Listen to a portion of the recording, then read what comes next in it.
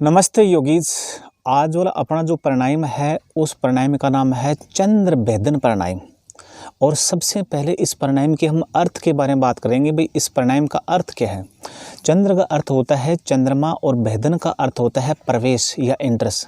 मतलब अपनी जो बाएं नासिका छिद्र होता है, हमारा जो ये बाएं नासिका छिद्र होता है, इसको हम क्या करते हैं चंद्र नाड़ी भी कहते हैं और इसको हम क्या कहते हैं ईड़ा नाड़ी भी कहते हैं। मतलब इस प्राणायाम में हम क्या करेंगे कि अपनी जो बायां नासिका छिद्र है मतलब चंद्र नाड़ी से हम श्वास लेंगे और हम क्या करेंगे दायां नासिका छिद्र से और श्वास को क्या करेंगे छोड़ेंगे। लेकिन अपन बात करेंगे भी जो दायां नासिका छिद्र है इसको हम किस नाम से जानते हैं, तो इसको हम क्या करते हैं सूर्य नाड़ी के नाम से जानते हैं। किस नाम जानते हैं? सूर्य नाड़ी भी कहते हैं, पिंगला नाड़ी भी कहते हैं। तो चंद्र भेदी प्राणायाम में आपको याद रखना है कि आपको जो श्वास लेना है वो आपको लेना है बाएं नासिका छिद्र से आपको श्वास लेना है और दाएं नासिका छिद्र से आपको क्या करना है श्वास छोड़ना है। ठीक है ना। अब जो चंद्र भेदी प्राणायाम है इसके ही विपरीत जो प्राणायाम होता है इसको हम क्या कहते हैं सूर्य भेदन प्राणायाम कहते हैं। उसको हम क्या कहते हैं सूर्य भेदन प्राणायाम कहते हैं। प्राणायाम मैं आपको बाद में करके बताऊंगा और सबसे पहले मैं बता रहा हूं कि इसकी सावधानियां क्या क्या है, मतलब ये प्राणायाम किस किस को नहीं करना चाहिए।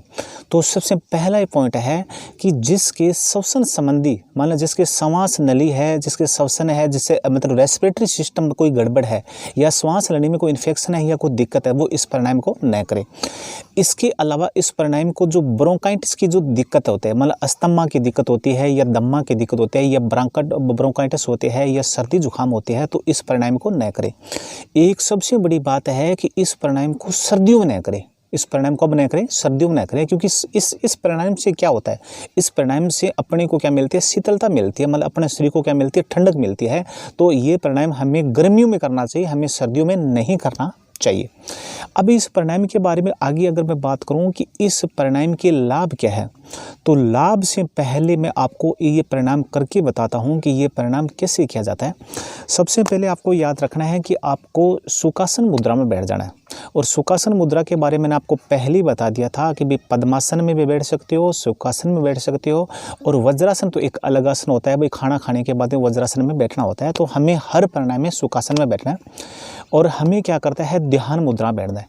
अपना कोई सा भी एक हाथ आपको अच्छा लगता है, भाई आपको जो भी हाथ से आपका जो करने में आसानी होती है तो कोई सी भी हाथ से आप ये प्राणायाम कर सकते हो।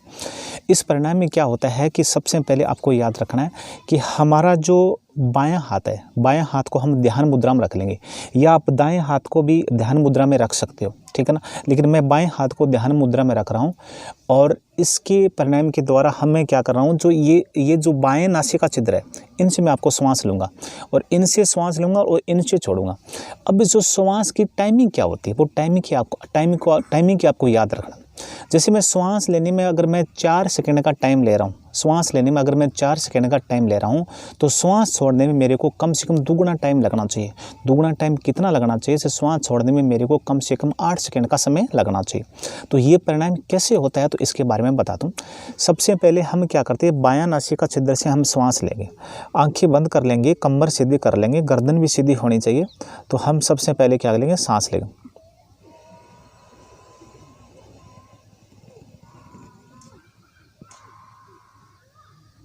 फिर आपको क्या करते हैं बायां नासिका छिद्र बंद कर लेना है और छोड़ना किसे? दायां नासिका छिद्र सूर्य नाड़ी से आपको छोड़ना।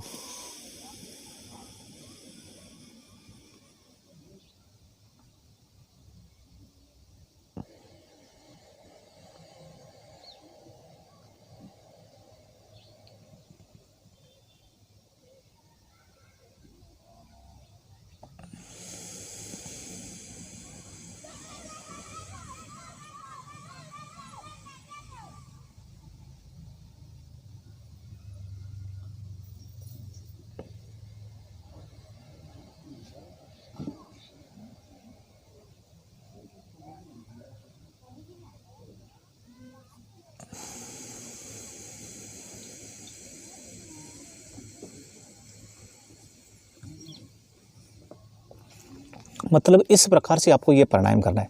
तो मैंने आपको पहले ही बता दिया कि बायां नासिका छिद्र से आपको क्या लेना है, श्वास लेनी है, और दायां नासिका छिद्र से आपको क्या लेना है, श्वास छोड़नी है। बायां अपना जो नासिका छिद्र है इसको हम क्या करते हैं, ईड़ा नाड़ी भी कहते हैं, इसको चंद्र नाड़ी के नाम से भी जानते हैं, और राइट वाले को हम क्या कहते हैं, पिंगला नाड़ी भी कहते हैं, सूर्य नाड़ी भी कहते हैं।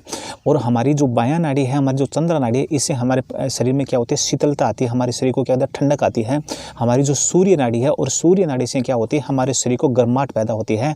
तो हमें सर्दियों के दिनों में सूर्य प्राणायाम, ये जो सूर्य भेदन प्राणायाम करना चाहिए, और गर्मियों के दिन हमें कौन सा प्राणायाम करना चाहिए, चंद्र भेदन प्राणायाम करना चाहिए। अब इसकी सावधानियों के बारे में आपको बताया था, भाई कौन कौन नहीं कर सकते, जैसे श्वसन संबंधी प्रॉब्लम है, ब्रोंकाइटिस की प्रॉब्लम है, दम्मा अस्थमा की प्रॉब्लम है, वो इस प्राणायाम को न करें। लेकिन अगर मैं आपको बात करूं कि भाई इस प्राणायाम की बेनिफिट क्या है, तो बेनिफिट का पहले बेनिफिट बता रहा हूं कि इस प्राणायाम के द्वारा हमारी बॉडी को क्या शीतलता प्रदान होती है, हमारी बॉडी ठंडी रहती है ना। तो एक और बताया कि भाई जिससे जुकाम की दिक्कत है वो इस प्राणायाम को न करे। दूसरे इसका बेनिफिट क्या है, दूसरे इसका बेनिफिट है कि अगर हमें हाई बीपी के शिकार है, अगर हमें हाई बीपी के शिकार है, तो हाई बीपी के शिकार है, अगर हमारी बीपी हाई रहती है तो इस प्राणायाम से हमें क्या मिलती है, राहत मिलती है। इस प्राणायाम से हमें क्या मिलती है, निजात मिलती है। लेकिन लो बीपी वाले इस प्राणायाम को न करें, क्योंकि इस प्राणायाम के द्वारा बीपी और लो होती है। मतलब लो बीपी वाले इस प्राणायाम को न करें, हाई बीपी वाले इस प्राणायाम को जरूर करें। तीसरा इसका बेनिफिट क्या, तीसरा इसका बेनिफिट है कि मैंने आपको ये बताया था कि जितने भी जो प्राणायाम है ना, वो टोटल के टोटल प्राणायाम क्या होते हैं, मानसिक प्रॉब्लम में बड़ा राहत देते हैं। मानसिक प्रॉब्लम से हमें बहुत ज़्यादा निजात मिलती है। अगर आप स्ट्रेस से पीड़ित है, अगर आप एंजाइटी से हैं, डिप्रेशन है, अगर आपके अल्जाइमर की दिक्कत है, अल्जाइमर एक ऐसा रोग है जिसमें याददाश्त कम होने लगती है, या मिर्गी का दौर आ रहा है, तो इन सभी प्राणायामों में, और ये प्राणायाम बहुत ज़्यादा, इस प्राणायाम का क्या होता है, बेनिफिट होता है। फिर इस प्राणायाम के बारे में और भी अगर बेनिफिट के बारे में बात करूँ, अपना जो नर्वस सिस्टम है, हमारा जो नर्वस सिस्टम है, और नर्वस सिस्टम हमारा क्या होता है, शांत होता है। क्योंकि पहले ही बता दिया था कि इस प्राणायाम के द्वारा हमें शीतलता प्रदान होती है, हमारे शरीर को ठंडक मिलती है। हमारे शरीर को अगर ठंडक मिलती है तो इस प्राणायाम के द्वारा हमें अपना जो नर्वस सिस्टम है वो क्या होता है, शांत होता है, हमारा इम्यूनिटी पावर भी बढ़ती है। तो इसी प्रकार से दोस्तों मैंने आपको चंद्र भेदी प्राणायाम के बारे में टोटल बता दिया था, करने की विधि क्या है, इसका अर्थ क्या है, इसमें सावधानियाँ क्या है, और इसके बेनिफिट क्या है, टोटल के बारे में बता दिया, और तरीका वगैरह के ये टोटल बता दिया।